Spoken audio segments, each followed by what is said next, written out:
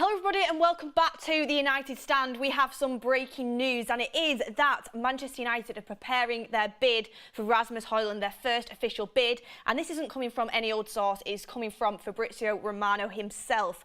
Obviously, you know, an amazing guy when it comes to transfers, so we know this is definitely going to happen. Also some news coming from Romano as well. He's been busy with Manchester United stuff this morning, and it is that Alex Telles looks like he's on his way to Al-Nassr, the same place that Cristiano Ronaldo is at. It looks like Alex Telles is on his way, and that Manchester United are actually going to get a fee for Telles as well. Could this start a knock-on effect when it comes to shipping our players out and getting some money in for Erik ten Hag? Obviously, we want the Saudi League to come and raid our club for players. They've been able to do it to Chelsea. They've got money from that. We want that as well. So a lot of stuff going on this afternoon from Manchester United in regards for transfers, incomings and outgoings. I want to break it all down today with you guys. So good afternoon, everyone, and welcome to the chat. Rasmus Højlund, straight away, hit a like on the video if you want Rasmus Højlund to join Manchester United. I think, as Mark would say, hotter than the sun. Hotter than the sun is what he says. I've messaged him, I've said, Mark, we need to get these t-shirts going hotter than the sun because it does look like Rasmus Højlund is going to happen. Mark spoke himself about having his own sort of sources regarding this deal. These sources are very good. And Fabrizio Romano, the guy himself, he's very close to this deal. He knows exactly what's going on. And it looks like a first bid for Højlund is going to go in soon.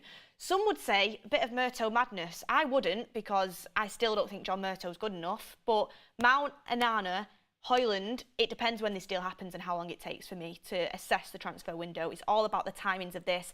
I want to get him in sooner rather than later, but let me tell you the details, exactly what is coming out from Fabrizio Romano, and it's coming out that Manchester United are preparing their opening bid for Rasmus Højlund. I'm told that personal terms are 100% agreed. He wants United. That's always a big check in my book when the player actually wants to come. Atalanta told United that they don't want 3 players offered in the deal.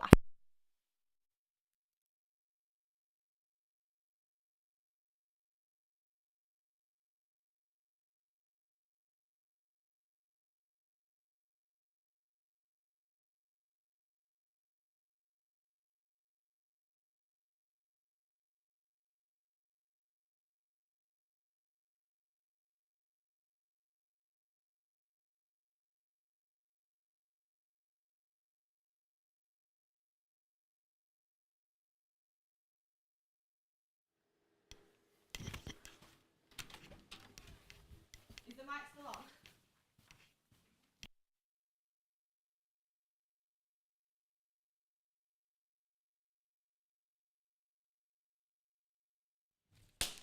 Is it on? Should I just attach it to something like that? What? It's the wrong one. Oh, fuck.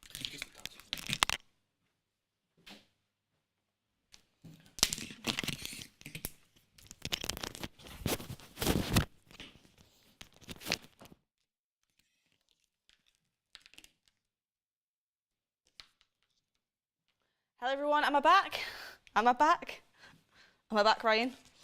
I don't know how many of these are on. All right, everyone, I am back. The mic did cut off there. I don't know when it happened, but I think we're talking about Rasmus Højlund. So let's get straight back into the video. Bit of entertainment. You saw a little bit of the behind-the-scenes stuff. Great for you guys, and something I'd want to see as well if I was watching this. But straight into Rasmus Højlund again. So, as I was saying, Man United are preparing their opening bid for Rasmus Højlund. Told personal terms are 100% agreed. He wants Manchester United. Atalanta told United they don't want 3 players offered in this deal after initial talks. The 3 players that we're offering there is, obviously, I think Mason Greenwood is involved in a little bit of a loan deal. Donny van der Beek was definitely offered. Fred was definitely offered. And also with these sort of things, the players have to approve it as well. So it's a little bit, you know, one of them things where the players and the cash, it just wasn't going to work. We're going to have to go in 100% cash for this Rasmus Højlund deal. And the asking price is around 65 million euros to 70 million euros, according to Fabrizio. That's what he's been told. On the interview yesterday on this channel, he did say 70 million euro package is what it's looking like. 65 already brought down a few million from yesterday, so maybe that's something you could negotiate. And the next step is an official bid from Manchester United to Atalanta to try and get this deal done. So, yes, that is where we're at right now on Rasmus Højlund. And Aidan, member for 3 months, says, can you see Amrabat happening? We'll move on to that surely in a little bit. And SK says, maybe battery died. This is what you get for slandering Murto madness. Right, I weren't slandering Murto madness. What I was saying is, in regards to John Murto, I don't think he's good enough. From speaking to quite a few people that know what goes on at Manchester United, I don't think he is good enough to be running a club as big as that, especially when it comes to transfers. But if we manage to get Mason Mount, Onana and Højlund in for the pre-season tour, I don't think Højlund will happen that quickly, by the way, I'll get onto that, then that is brilliant. It is good business. Mount was first choice for Erik ten Hag when it comes to a midfielder. Onana was first choice when it came to a keeper. Then when we get to the striker, we know Harry Kane was first choice, but we know that Erik ten Hag really does like Rasmus Højlund. It all depends on the fee and how long this kind of saga takes in regards to Manchester United offering Atalanta the money. I mean, I'm sure there'll be so many add-ons involved in this, but get in the comments down below. I'll start running a quick poll now and we'll talk a little bit more about Rasmus Højlund. But in regards to Rasmus Højlund, how much would you be wanting to pay? Because for me, and I've said it yesterday and I'll say it again, 65 to 70 million euros for me is too much money. 9 goals in Serie A last year, not even a full season. The ceiling is incredibly high. It's incredibly high, but Man United shouldn't be paying that. If this was Benfica going knocking on the door to Atalanta now for Rasmus Højlund, I guarantee he'd be out the door for like 30 million. Probably max when it comes to that. It's because it's Manchester United, they're adding so much more money onto this deal for us because they know that we're desperate for a striker and they know that Erik ten Hag wants him and they're in no rush to sell him. So I think that's where the money is coming from. Also, the head of negotiations for Atalanta is the same person that did the Harry Maguire to Man United deal. So they know how much they can rip us off. I know at the time it was Ed Woodward kind of involved in that. But they've got history with Manchester United. We also paid excessive amounts for Ahmad that we shouldn't have paid. So this is going to be hard to do, but I think it's definitely on its way. And it's a massive, massive help when the player actually wants to go to Manchester United. Rasmus Højlund wants to go to Manchester United. When we're dealing with Harry Kane, we didn't know exactly where we stood. Rasmus Højlund will probably push this deal through. We know he's a Man United fan. Potentially watches the United stand, who knows? But we'd like to think so. But let's get a poll going in the chat. Would you want to pay 30 to 40 million, 40 to 50 million, or do you think it'll be 50 million plus? Or maybe would you even walk away from this deal? I don't think we should. And that is one thing I really do want to add in on this. Well, actually, you know, first of all, I'll give all the information. I've already given the information of the fee, 65 to 70 million. Personal terms, 100% agreed. So that speeds up a deal as well. We've already got the contract sorted for Højlund. He's happy with the wages, he's happy with the personal terms, and that is all sorted out. So all that needs to be discussed is a transfer fee with Atalanta, which could take a little while. I assume that John Murtogh's going to throw in so many different add-ons. We love a Ballon d'Or clause in there, and that'll end up happening there. But Atalanta wants an all-cash deal for Rasmus Højlund, no players included as of now, said Fabrizio Romano. Man United's priority is now Rasmus Højlund and an opening bid is coming. The clubs are discussing this internally. So that means that I think a bid could go in for Højlund, honestly, any time. It really could be any time. What do you expect the opening bid to be? If, you know, 70 million euros in pounds is 61 million pounds. So 61 million pounds is, I sound like Michael Owen here, don't I? You know, if you score, you win. But 70 million euros is 61 million pounds. So I expect our opening bid to probably be around 50 million pounds with add-ons. I would honestly, 45 million plus 15 million in add-ons is something I'd expect Man United to go in with straight away, and I think it'll be rejected. I think what we'll end up paying for Højlund is probably 55 million plus 5 million in add-ons, around the same fee that we paid for Mason Mount. That's kind of a sweet spot for us right now. I think that's too much still, but I'm willing to get behind Erik ten Hag and I'm trusting his vision with this one. And let's see what you guys are saying in the chat. So I personally said 40 to 50, so I'm going to go with that. I still think that's too much. And I know he's got unbelievable talent, but I still think that's too much. We bought Ahmad from Atalanta, you know, when he was coming onto the scene, and he had to go in the under-23s for a year. Then he went on 2 loans. So, you know, it's very different coming from Atalanta to them playing in the Premier League and expecting Rasmus Højlund to start up front and score multiple goals for us, like, throughout the season. It's a big, big ask. But let's see what you guys are saying. Bishal says 40 million with 20 million add-ons would be perfect. It's too much for youth. Alex Telley's price, well, we'll get on to Alex Telley's in a little bit. We've definitely got some more to come from that. Jamie says Bloomberg tweet. That's also included in the video. We're just on Højlund now, but we will move on to that.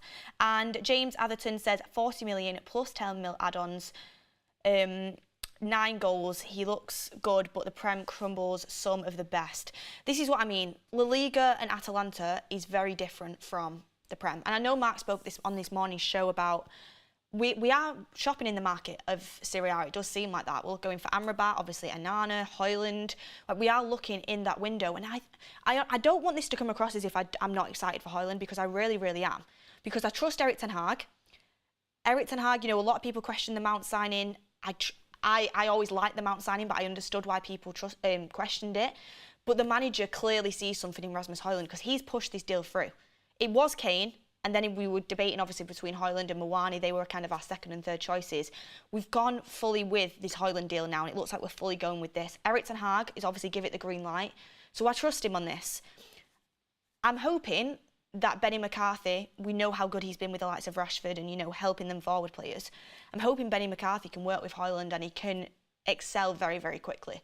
Because this player he's got a lot of talent. You know, he can hold the ball up really well. He can link play really well. His pace is amazing. He has no fear. You can see when a cross comes into the box, he'll throw everything to get on it. And you can't teach that. That's all things that you need for a number 9. So he's got the ability. He will be an out-and-out number 9 player. I have no kind of fears in the back of my mind. Will he end up being a winger, converted? Is he going to drift? He's a number 9 that Erik ten Hag wants. He's a goal. He's hungry, and he's going to score goals. He's a goal scorer. He's got a good technique. There is such a good player there. But he's 20 years old, 9 goals in Serie A last year. It's a massive risk. It is a massive risk. If the risk pays off, it'll be a brilliant, brilliant signing. But if it doesn't, you're looking back and saying, why did we pay 55, 60 million for someone who had 9 league goals? You look at what City paid for Alvarez, and he was doing so well in Argentina. And look, they paid 14 million for him. So, are we paying too much? Yes. Could it be an unbelievable signing if it works out? It's a huge if. It could. So it's a massive risk. I'm willing to take it. I get behind Erik ten Hag, and hopefully he can become one of the best strikers in the league, because he has that ceiling. And I did see something, actually. I saw something before. It was like I was reading this like an analytic report of Højlund. It was a scout report. I forget who did it, but when you actually look at the minutes Højlund has played with getting them 9 league goals, his numbers to minutes ratio is actually very similar to Rashford's last season. And everyone, you know, was saying how good Rashford was last season. Rashford obviously played so many more minutes than Højlund. But when you actually look at the minutes he got on the pitch compared to goals, it is honestly towards the top end. So he wasn't playing every game for Atalanta. He only just kind of burst onto the scene. So to get them goals, he actually did quite well. So it'll be interesting to see how it plays out and how much we actually do end up paying for him and how long it'll take as well. Emily Derry, the difference with Højlund and Ahmad is that Ollie couldn't nurture and develop talent. Ten Hag can. Emily, that is a great point. It really is. Ten Hag can see talent, he can develop it. Look at that Ajax team he got to the semi-final with. I saw a picture the other day, and it was like, how many of these players are actually still top draw? And I could name 3, and it was Frankie de Jong, De Ligt, and Onana. There were 3, and Ten Hag did so well with that Ajax team. He's a great coach. So that's what you've got to remember. And he's actually got a good coaching staff behind him as well. So, Emily, that was a great super chat there. And SK says, the reason we're a bit sceptical on the price is it will put so much pressure on him and he's still developmental. Great potential, definitely. Absolutely. That's what I mean. The price is too much, but the talent is definitely there. The only thing as well is, I think to myself, is he going to start the season up front? You would expect so for that money. Or is Rashford going to start and you're going to spend a lot of time nurturing Højlund and developing him and kind of ease him into the team? Even if we bought Højlund, I wouldn't be surprised if Rashford still started up front for the first few games of the season. I don't even know when this Højlund deal could take a while with add-ons and everything like that. And I know Manchester United won't want to give in to the price of this, so it could take a while. But I think people are expecting Højlund to come in and just be like Haaland straight away. I'm not saying everyone does, but I've seen people online like expecting that. You know, he's Scandinavian, he's got the look, he's got the name, but that's not going to happen. He has the potential to be as good as him in the future, I think, from looking at him and like looking at all the attributes. But it's definitely not going to happen straight away. And Sean said to tell us going to Al-Nassr. Yes, we will definitely get onto that. But let's see how much you guys would pay for Højlund. So, the majority of you are the same boat as me, 40 to 50 million with 53% on that boat. I honestly think we'll end up paying around 55 for him. With add-ons, maybe. I think it will be that. I think it'll be 50 million plus like maybe 10 million add-ons, something like that. I don't think Atalanta will bet down, and they know that we're desperate for a striker. This could take weeks. I wouldn't expect Højlund on the pre-season tour, if I'm being honest with you. Onana was one of the easiest deals for Man United to do, and it still took forever. Well, it felt like forever anyway. We were negotiating, you know, the initial upfront fee, we were negotiating the add-ons for ages, and it was a super simple deal. Inter needed money, we needed a keeper, we agreed on a fee relatively quickly, and it still took an age. The good thing is with Højlund is that personal terms are already completely agreed, but the bad news is Atalanta can literally hold us for as long as they want because they know that we need a striker, and there's actually not many strikers on the market that are at a fee that we can afford. So, and also maybe United will get sales in for the likes of Henderson, potentially even Maguire, Fred, Telles, which I'm going to talk about in a second, and that'll enable them to up what they can pay up front for the likes of Højlund and what their budget is in regards to a striker. So a lot of things could change, but the first initial bid is set to go in. I'm predicting £45 million plus 15 million in add-ons, and I think it's a great first bid, if I'm being honest with you, and I don't think we should go any higher than that when you're going straight away into this deal. We want to get it right and we don't want to get ripped off. And despite what other people think, I actually think we negotiated well on the Mason Mount deal, and I think we did on the Onana deal as well. I think they're two great purchases for the money. I really do, but time will tell. But where we could get some money in, everyone, is through player sales. And one of the big player sales that is coming out at the moment is Alex Telles to Al-Nassr in the Saudi Arabian League. You all saw this morning Cristiano Ronaldo bigging up the Saudi Arabian League. Yes, a lot of brilliant players are going to that league. But unfortunately, Saudi Arabia hasn't really come for any of our players. I wonder why that's happened. But the first player that they have come for, they eventually have found Manchester United's address, and they are going in for Alex Telles. And Romano reports that Alex Telles will go for a fee. He hasn't got the exact number of what the fee will be yet, but it won't be a free transfer. Man United will get a fee for Alex Telles. Here we go is imminent, Romano says. This deal will happen. Telles will move to Al-Nassr, and documents need to be sorted with Manchester United. The contracts need to be completely sorted out, but here we go is coming for Alex Telles to Manchester United. So I'm absolutely over the moon with this news. I always was a fan when Telles came into Manchester United. I always was. But very quickly I realised he was nowhere near up to the standard of Luke Shaw, and he wasn't as good as what I expected. Some players, they just can't adapt to the Premier League. Telles was great for Porto, but in the Premier League, his physicality and his defensive capabilities just weren't at the right level. Going forward, he even wasn't as good as what I expected from him. But in the Saudi Arabian League, I have absolutely no doubts that Alex Telles will be a great player for Al-Nassr. Free kicks, obviously we know Ronaldo's probably going to take the majority of them, but he's great at set pieces, great at free kicks. He is good on the ball, he's technically talented. In Al-Nassr, he'll be a great player, so I expect to get a decent fee for Alex Telles. Also, you've got to remember, I saw today, I think Ronaldo was playing, it was a pre-season game for Al-Nassr, and they were against Celta Vigo, and Celta Vigo beat Al-Nassr 5-0. So he talks about the standard of the Saudi Arabian League, and of course it is going up. But Alex Telles will fit in there just fine, and he'll be a good player for them.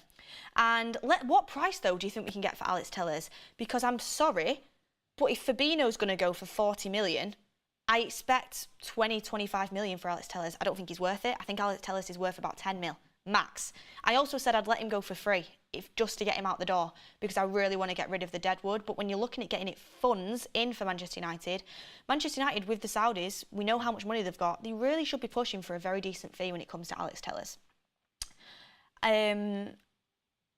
Let's see what you guys say. 20 million for Telles. Telles about 10 mil.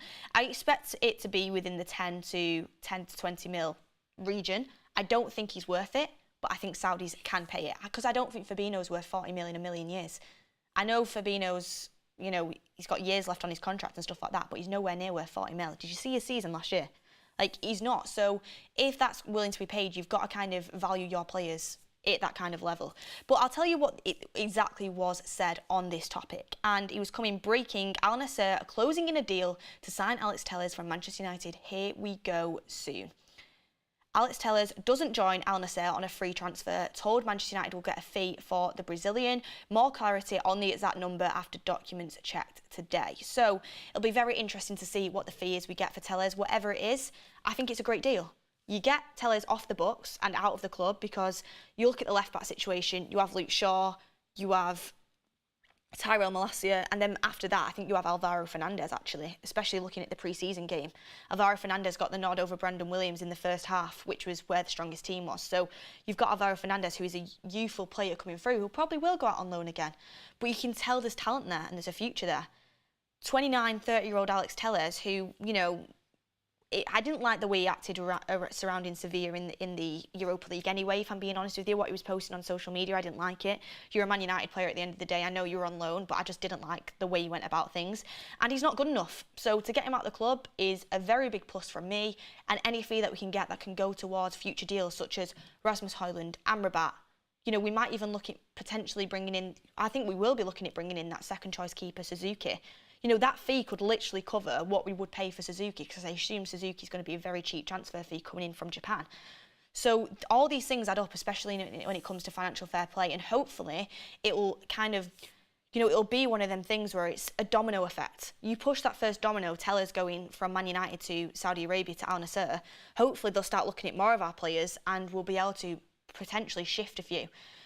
I don't think there's many that could go to Saudi from where we are, but there definitely is a few in there that could get the nod. And if you can get some sort of fee for them, because we know Saudi Arabia are offering way higher of a fee than other clubs around Europe, that's a great deal for us, especially when you see other teams doing it. Like Mahrez is about to go from City, they're going to get a great fee.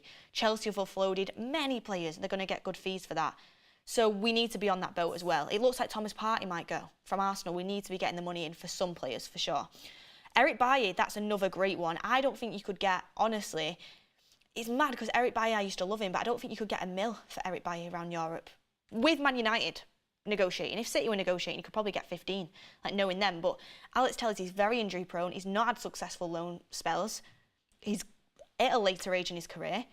Saudi Arabia would be a great place for us to be able to get some sort of fee for someone who looks like they are never getting sold for a good fee in a million years. So this could be a great kind of option for Man United. SK says, imagine Murto bottling a Saudi deal. He decides to be tough now or something. Yeah, we don't want it. We don't want that to happen for sure. We really don't. We want to be able to get this deal over the line. That's why I don't want to be greedy. And when we did put the tweet out on Twitter, I said, honestly, I'd let him go for free. Now I'm kind of looking back at it and I'm thinking about it. I think 10 to 15 million is absolutely fair and square for Tellers. When you look at other fees players have go for, potentially you could get higher, but you don't want to cause any way of this deal collapsing and you want to get players done. But who's next? Bailly, as you said, Fred.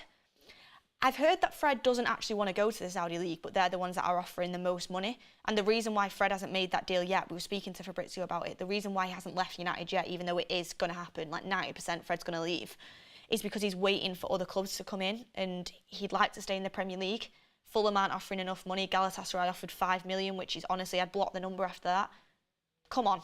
Fred is worth around 20 million, I think, at least. 15 to 20 million at least. I know he's got a year left, but there is a decent player there. 5 million is an insult. That's like Man United transfer business there, seriously. So when you're looking at other players going, this could be a nice little route that we go down. But we'll come back on players leaving. I do want to actually mention at this point in the show about the news that we got from the Bloomberg article that is coming in. Yeah, it is new news. I didn't know whether to mention it at the start because I saw it quickly before we were about to go live, so I didn't have time to fully go into it and have a look. But I've had someone research it for me, everyone.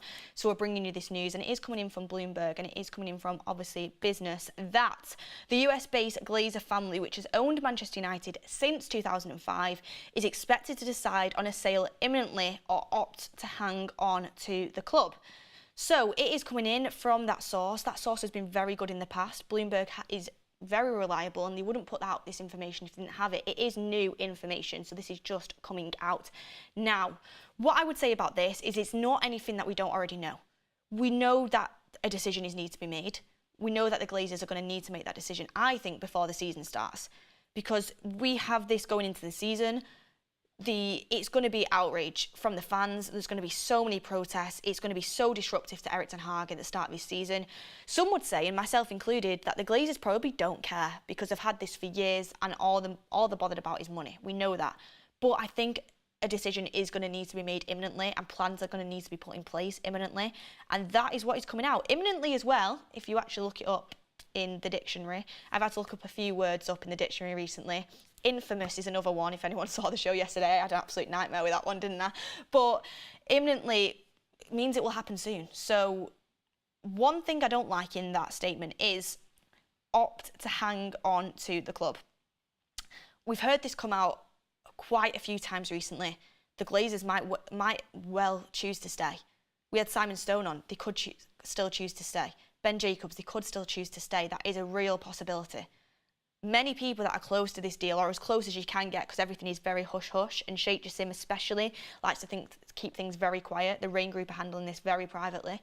But what we have heard from people that are probably closest to the sources you can get is that the Glazers could still hang on to Manchester United.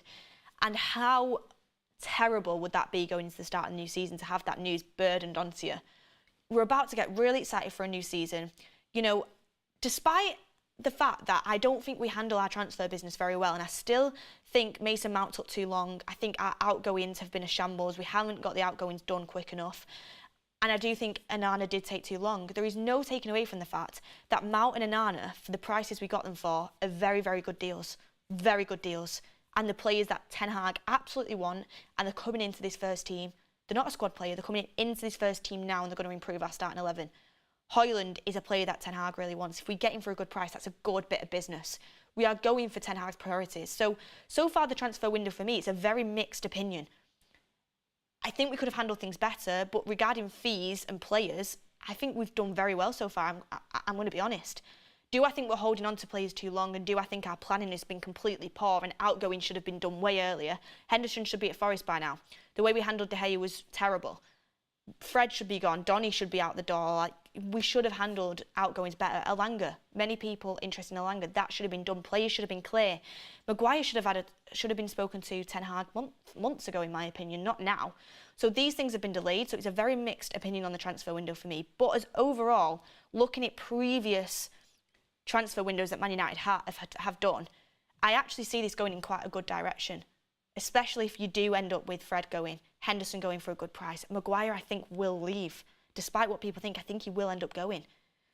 If we get a striker in, then get Amrabat in and manage to move midfielders on, you are really building something there with Ten Hag, and I actually am quite happy with it. So to have, cut the long story short, I'm going on a big tangent, but to have that transfer window where you finally feel like things might be changing, and if things are changing like this now, imagine what would happen if Qatar came in and you would have someone different. John Murtough probably wouldn't be able to keep his job with Qatar, and you would have someone even better than him. You would have many better people in charge at the top of the club making these decisions. Ten Hag would be fully backed. Stadium would get in reinvestment. Carrington would be getting reinvestment. Players would be seeing this vision where Man United are going to go to. We're already huge, but it'd be unbelievable to kind of get that sort of investment and people in the club that know what they're doing to the highest level. If this is what we're doing now, imagine what we could be going for and where we could be at, and what we need to do really to compete with the likes of Newcastle, who look like they're going in for the Napoli winger. We all know who it is, who I can't pronounce the name. I was just going to call him Cava. And they've made some really good signings. The likes of clubs that, you know, are at this level, that's what we need. So for that to kind of all be dangled in front of us for months on end, with Ten Hag having a very good first season, a Carabao Cup and top four, when no one expected that. Then going into the season with, you know, he got rid of Ronaldo when it didn't suit him. He's stripped Maguire of the captaincy because it's not right, and he's dropped him. He's dropped McTominay and Fred. He's got a new keeper in. Like, all of that in his first year. Erik ten Hag looks like a serious manager. And in the transfer window, we're actually getting targets that the manager wants, which is very unlike United. Because under previous managers, Van Gaal, Mourinho, they've come out and said they didn't get the first, second or third choices in transfer window. So the fact we've got all this, we've got this positivity kind of surrounding the club now, and the fact it looks like the Glazer era is coming to an end. For them to just hang on at the last kind of minute and say, you know what, actually, we're going to stay, it would be so horrid. It really would. It would be so unfair to the fans. It would just kind of sum up exactly the type of owners they've been in Manchester United. And it would be really unfortunate for me as a fan, for all of you guys as fans, for the manager as well, for Erik ten Hag. I'm sure he'd be disappointed. He said publicly in press conferences that you need money to win in football, and he's excited for the new ownership. So and everyone at the club who's kind of had question marks, you know, kind of over what their job's going to be, question marks over what the future is, for then it to all kind of be retracted, it would be so frustrating for everyone involved, and it would kind of really tarnish going into the start of next season. So yeah, a massive rant on that, but the Glazers cannot stay at Manchester United. Technically they can, because they can make that decision, but it would be so disastrous, and it really kind of would sum up what their tenure has been as owners of this football club. Charismatic says, I think the Glazers are using the United States tour as an opportunity to try and get investment from the US. Well, we know that they're still trying to get investment, absolutely, that they still kind of are looking at the minority investment, and that only isn't just, you know, Sir Jim Ratcliffe. They've got other offers on the table. We've had that in interviews right here in the studio with the United stand. But yeah, it's like you guys are speaking in the comments about if we already had kind of the ownership sorted out, which it could have been, by the way. We could have had this completely wrapped up before the start of the transfer window. This news came out, I think it was October, November last year. Probably October, I think, is when the ownership stuff started to come out. We could have had it wrapped up. I mean, we would have got Kane, I think, in this transfer window. We would have, and I know people talk about financial fair play, but I assume they would have got people in charge that could have sold players quickly, got good money for them, because all it takes is a very good head negotiator and people that know what they're doing within the footballing industry. We would have been able to, you know, prioritise things better. And even though I said this transfer window for me is actually going quite well so far, we could have just took it up another notch. But to then even, I said, you know what, we have this summer. I'm actually quite happy with the way things are going, despite the outgoing so far. And I think I've got that in the back of my mind, because I'm like, let's just wait. The Glazers will go. Next summer, we're probably going to have Qatar in. That's what my thoughts were. And we'll be able to properly kind of start taking things up a level and really get behind Ten Hag and take this club right to the top. But to then have that taken away from you and you've been given that hope, it's just horrible. It's so mean. It really is. And we'll have to wait and see what happens. Obviously, I'm not saying that they are going to do. They could well imminently, they said there, they could imminently announce Qatar as the new owners. They could imminently announce Sir Jim Ratcliffe as the new owners. Nobody actually knows what is going to happen. There is just all possibilities. I feel like a lot of people think it's either Qatar or Sir Jim, but there is the possibility there that the Glazers do potentially stay as owners of this football club, which is really disappointing. But yeah, I actually have got some stuff on Onana to bring up for you guys coming in now. Just getting that up and loading for you. But while I get that loading, let's have a look at a few of your comments. And the Glazers will sell when Old Trafford falls down and has to be rebuilt, says Paul. And it glazes out a lot of people saying, I hope that does happen. And Saudi bought Newcastle so quick, take the hint. I'm not saying we had to do this very quickly. I'm saying it could have been done before the start of the transfer window. It could have been.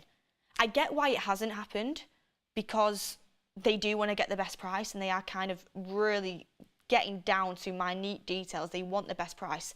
They forced Qatar into kind of bidding higher, and it has worked for them. They have added more money onto this price, so I get that, where they're coming from. The Rain Group are employed to get the best price for the Glazers. But it could have happened before the transfer window if they wanted it to, but it just didn't. And I think now it is becoming a circus, and it has gone on way too long. Like, to announce it to the world in October last year, and it's still going on now and still not having any clarity. Still fans are being told that the Glazers could stay after all of this hope. I don't like it. I really don't. But a little bit of stuff on Onana and the deal with Onana. Let's get some positivity in the chat, guys, because as I said, you know, I'm not saying that the Glazers are going to stay. I'm saying it's a possibility, but let's get some positivity. Andre Onana, as you guys know, a signing that I am absolutely buzzing to get in. I've wanted a goalkeeper that can play the way Onana can play for such a long time. We got the here we go. It is going to happen. But some updates on the deal from Fabrizio Romano coming in now. And it is Onana's medical/contract signing will be between Tuesday and Wednesday. And from McGrath, Mike McGrath says, Man United have agreed a deal for Onana worth £44 million plus add-ons and will look to fly him over to England for his medical before joining the club's USA tour. So yes, I know what you're going to say. Slow sports news, Beth. Slow sports news. We got this information ages ago, slow sports news. And I get why you think that at first, but we actually never had the confirmation that he was going to come back to England first to do his medical and then go to the US tour. We now have that confirmed, so that kind of does explain why that's going to happen. And we are told that he's going to, is it arrive 7 p.m. tonight, or? He's going to be in Manchester. Exclusive news, guys, for you only. Onana is going to be in Manchester around 7 p.m. tonight. You'll see me camping out at the airport waiting for him. I'm that desperate for him to get here. I'm joking, I won't be doing that. But Onana will be getting here at 7 p.m. tonight. He will do his medical, and I assume the signing will be announced very imminently from them. He'll sign it, might do a little intro video. We know what they like to do when these things happen. I love a good intro video. I hope they do something really good with him. And they'll film that all probably tomorrow, and then he'll go to the US tour. He won't be in Edinburgh, I really doubt, because obviously the game in Edinburgh is at 2 p.m. tomorrow. If he's getting it at 7 p.m. tonight, he's got to do his medical, he's got to sign stuff, he's got to, you know, take pictures, he's got to do the TikToks, you know, what you prefer, chips, cheese and gravy, or just chips and fish and chips. That's what we're doing with Mason Mount. So he's got to do all that social media stuff first, and then he'll join the US tour. So Edinburgh, he won't be there, but New York, Arsenal versus Man United. Onana, what's my name? What's my name? Get it on repeat, get it downloaded, get it ready for the flight over to New York, because Onana will be there, and I assume he will be starting with Erik ten Hag as well. And people don't think I'm joking. No, I am. I've got a plan. Airport tonight, Andre Onana. You better watch out. I'm going to do what John Murtough was doing with Frenkie de Jong, just camping out at the airport waiting for him to walk through. Do you remember that last year with Frenkie de Jong when he was coming to London for a wedding and everyone was doing the memes of John Murtough? That'll be me with Andre Onana tonight. But no, I won't be. But I am so excited for this. You guys know that. It's been coming for a very long time. And Mario Jackson there, Onana has Haaland for breakfast. Have you all seen that, by the way? Have you seen that? I assume if you've not been living under a rock, you have seen it. But then again, I applaud you for not having social media if you've not seen it on there. But Onana, when speaking about Haaland, you can just see that elite mentality kind of oozing out of him. You can see it. Like him saying, why would I be bothered about Haaland? A man would never be scared of like another man. Like in that sort of way, he was just, you could see he has the top class mentality. This is why I'm not worried about him, you know, kind of crumbling at Old Trafford, because we've seen a lot of times before. We know. And it's been said throughout football, Gary Neville said it, the most difficult position to play is in goal for Manchester United at Old Trafford. It's the most scrutinised position, it has criticism, and you can easily fold, and top keepers before have folded. But what I kind of look at is, one, just evidence of Onana's attitude in interviews like that, but everyone can talk the talk and they can't walk the walk, so that's just a little bit of evidence. Two, Erik ten Hag knows this guy's mentality inside and out. Erik ten Hag brought Anthony here because of his mentality. He brought Malacia here because of his mentality and his willingness to work. Casemiro because of his mentality. Martinez because of his mentality. All players have top winning mentalities. He knows his player. So I know his mentality is there. But also, I think the most important thing here is the best pressing side / the best footballing side in the world. Angry Ginge will, you know, he'll disagree with me on that. He'll think Weghorst is the best side in the world. But the best footballing side in the world in the Champions League final against a striker Haaland that's breaking all kind of records and everything. Onana plays the way he did on that stage with millions of people watching around the world. He's taking Haaland on. He's dribbling past Haaland and doing these crazy, ridiculous passes. He's winning fouls against Haaland in his own box. Like, he is top draw. So I know Onana won't crumble. I've got a lot riding on this transfer because I get messages daily saying, if this doesn't work out, Beth, you are over. So I do feel the pressure a little bit myself as well, but I think Onana's going to be great. And 7 p.m. tonight, let's get the TikToks done. Let's get the, you know, I'm not bothered about them, but United love to do it for a bit of interaction. Let's get the photos. Maybe we'll get him playing on a piano like Alexis Sanchez vibes. I think we've kind of moved away from that, but I'm excited to see him come to Manchester United.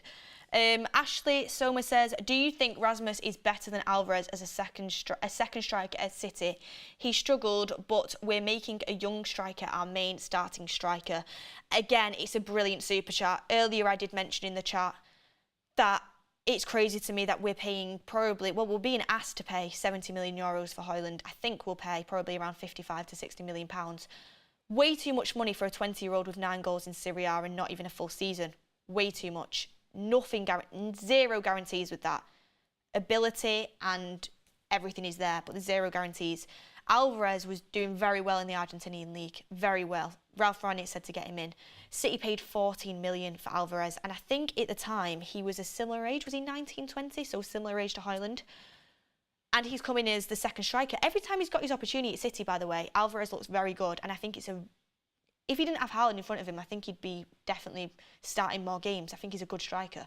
very good. In the World Cup for Argentina, he was brilliant. So Alvarez would start up front for Man United with the options we have. It's just because Man City have that much of an elite squad, and they have literally, some would argue, the best striker in the world. I think Kane's the best striker in the world, but Haaland, some would argue, the best striker in the world as their starting centre forward. So that's why Alvarez can't get in. It's the only reason he can't get in, because he's a good player. But Man United, unfortunately, and do you know what's crazy to me? Do you remember the fee that Haaland went for because it was like a release clause bedded into his contract? Haaland went to City probably for the same fee that we're going to pay for Højlund. And that's no disrespect to Højlund, but Haaland obviously was way more advanced at the time, and there was so many more guarantees. He was doing it in the Champions League. He was doing it throughout the Bundesliga. Like, he was top quality, and he was probably worth around 120 million. And I think City got him. I actually need to look up how much City paid for Haaland right now. The exact fee. They paid £51.3 million for Haaland, City. We're probably going to pay more than that for Højlund. And that's where the world isn't fair sometimes. And I'm not putting a downer on Højlund because I really think he's got good ability, and this could be something that massively pays off. And it's not his fault, the price tag that Atalanta are putting on him and the fact that Haaland had a release clause. But it's a massive risk. To answer your super chat, it's a massive risk. If it pays off, it's brilliant. If it doesn't, then, hopefully in a few years, maybe he'd have to go out on loan and you can mould him into a great striker. But honestly, my honest opinion, and I've not watched loads of him, I'm going to be honest, but looking at him, researching him, watching him for Denmark, as soon as we're interested in Højlund, I started watching all of his Denmark games. I think he's more advanced than Ahmad was when he first came in. I definitely think there's a player there, and I don't think it will flop. I really don't. I think people have got too high expectations. I think maybe he'll need a year to adjust, and then he can start kind of being held to them kind of levels where we know he can get to.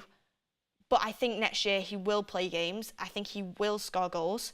I just don't think he'll score as many as what people think. But I think there's definitely a good player there. I don't think he will flop, and I think he will be a good, very, very good Man United player and striker. Whether that's now or whether that's in like a year or 2 years, I do think there's a really good player there. It's very risky. But it's what Erik ten Hag wants, and I back the manager. I've said it so many times. I think Erik ten Hag has great talent ID. I think he knows what he's doing. I think he knows where his coaching levels are. I think he knows what he can do with certain players. I look last season, people wrote Anthony off for 90 million, and yes, 90 million, it was way too much money. But I actually think Anthony's about to have a 15 to 20 goal potentially season. I really do. I think there's a player there that is going to flourish. I think this is going to be his season. I really do. I can see potential. Casemiro's a great signing. Martinez, an unbelievable signing. People questioned it. 5'9", 60 million. Why? What are we doing? Why are we just buying players from Ajax? People did question it. So I've got to back Erik ten Hag and back what he wants. So that's what I'm going to try and get behind. I did kind of drop a bomb there with the Anthony. I've got really high hopes for Anthony this season. But guys, that is where we're at right now with Manchester United and all of the news being brought to you. To summarise what we've just spoken about, again, I just want to make it clear, we don't know exactly what's going to happen, but Bloomberg have put out that the Glazer family are imminently going to make a decision on what they are going to do with the club, either sell it or could potentially hang on to the club. So that could happen anytime. Let's keep our fingers crossed, because I don't even believe what comes out now, even if it's from a really good source. I just don't ever see this ending, but hopefully it will happen soon. But the main big talking point is Al-Nassr, Alex Telles, it's soon to be here we go, and we are going to get a fee. Let's keep our fingers crossed, everyone. I'm hoping for 20. I'll take 15. Let's hope that we can get some good money in for him, and then more will follow. Fred, other players there that we can sell to different clubs. And the main one is that Rasmus Højlund is Manchester United's top priority right now. A bid is going to go in soon, an official bid for Rasmus Højlund. Atalanta wants 70 million. Man United are probably going to do some sort of deal with add-ons in. It could take a while, but Rasmus Højlund is next on the agenda for Manchester United. Højlund, personal terms agreed. He wants United. It's really great to see, but let's see what this deal gets done with. I appreciate all the comments as well. I appreciate all of the chats in. I've just seen one there saying, what's happened to Ricky? Ricky is the GOAT of the United stand. I mean, there's many GOATs, but Ricky obviously is a GOAT, and he is going to be back on the show soon, especially now we've started these pre-season games. He's not the most into transfers. He likes to watch a player and then do the analysis on it. He's more about I've played the game. That was an awful impression. He's more about, you know, playing the game.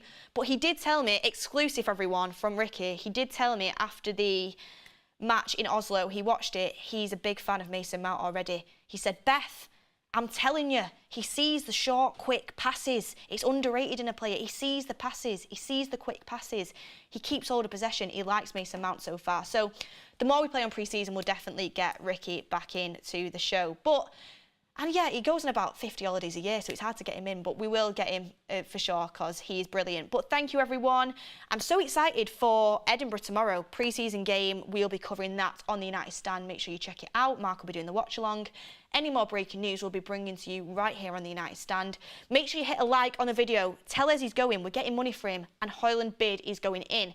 Let me know in the comments how much you would pay for Højlund. If you were John Murtough and you wanted to do some Murtough madness, how would you structure this deal with Rasmus Højlund? Let me know.